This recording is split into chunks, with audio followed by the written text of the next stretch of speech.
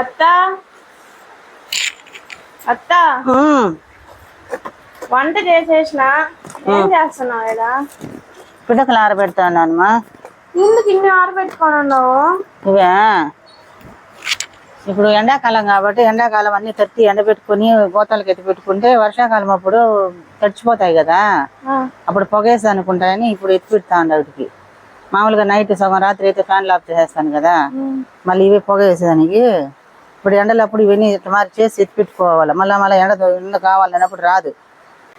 ఇంకా కొంచెంసేపు ఆరినాయి ఇవంతా. ఇంకా పైన మిద్ది పైన 2 ట్రేలు ఉన్నాయి, సందులో ఇంకో 2 ట్రేలు ఉన్నాయి.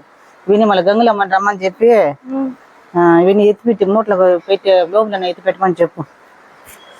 భద్రంగా తడిచిపోకుండా మళ్ళీ వాన వచ్చిందంటే పనికి రావు. గోతాలు పెట్టినా.